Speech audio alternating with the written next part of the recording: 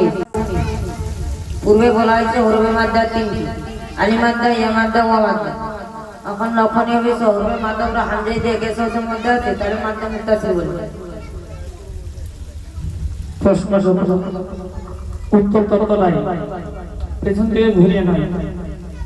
দ্বিতীয় প্রশ্ন, ঈদগামে সাহাবী কাকে বলে? ঈদগামে সাহাবী কাকে বলে?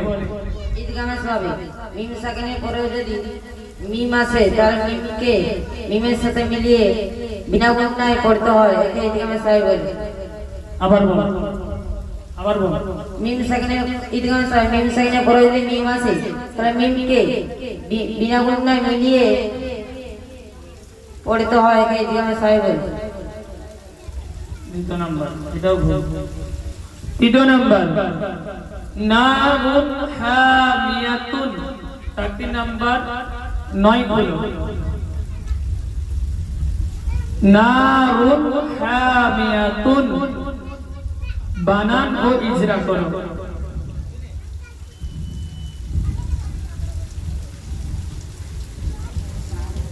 নারুন হামিয়াতুন, 3 নাম্বার 9, বানান ও ইজরা।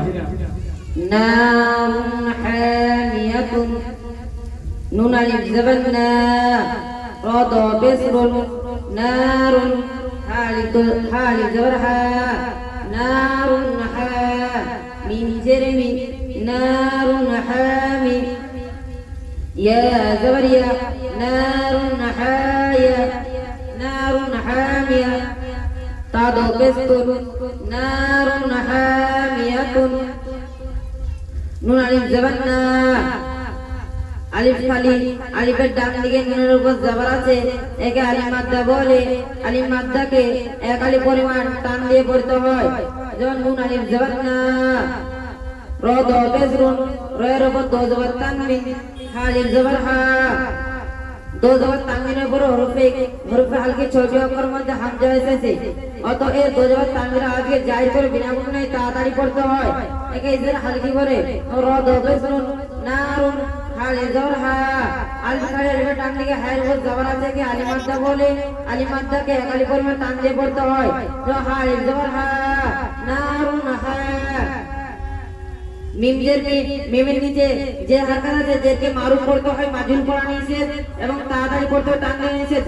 তো মিম জের মি, নারুন হামি, ইয়া জবর ইয়া, ইয়ার উপর জবর হারকাত আছে, হারকাতকে না টেনে হারকাত যুক্ত অক্ষর উচ্চারণে তাড়াতাড়ি পড়তে হয়, টান দিয়ে নিষেধ। তো ইয়া জবর ইয়া, নারুন হামিয়া, তা দ পেশরুন, তায়ের উপর দ জবর তানবিন, না যেমন তা দ পেশরুন, নারুন হামিয়াতুন।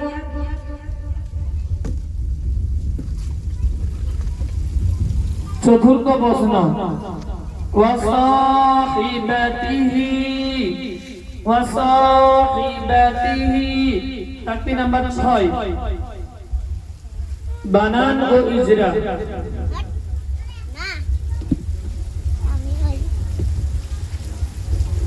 ওয়াসাহিবাতিহি, ওয়াও জবর ওয়া, সাদ আলিয়া ওয়াসা, ওয়াসা হা জেরগি, ওয়াসাহি বা জবর বা, ওয়াসাহিবা তা জেরগি, ওয়াসাহিবাতি হা খারা জেরগি, ওয়াসাহিবাতিহি,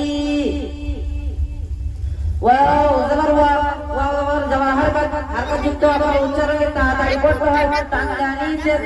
ওয়াও জবর ওয়া, সাদ আলিয়া ওয়াসা, আলিফ খালি আলিফের ডান দিকে ছয়ের উপর সাদের উপর জবর আছে, একে আলিফ মাদ্দা বলে।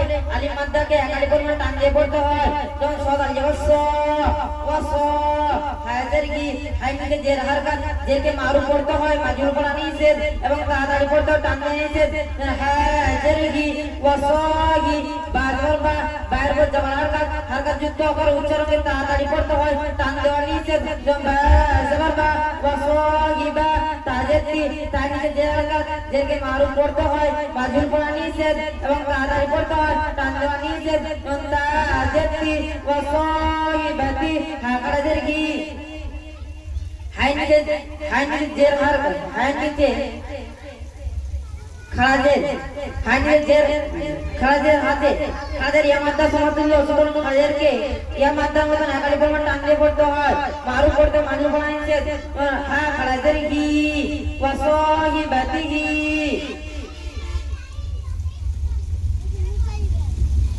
শেষ প্রশ্ন ইকফা কাকে বলে ইকফা কাকে বলে তাকে নামা 10 ইকফা তানবিন বাংলা চাইনে পর হরফে ইকফা পড়ি অক অর্থাৎ তাসা জিদাল জালজা সিন সিন সদ তজ ফা কফ কাফ এর মধ্যে যদি কোনো একটি অক্ষর আছে তাহলে তানবিন বাংলা চাইনে আজকে নাকে তুলে একালি পরিমাণ গুণা সহ পড়তে হয় তো হরফে ইকফা বলে হরফে হাকিকি বলে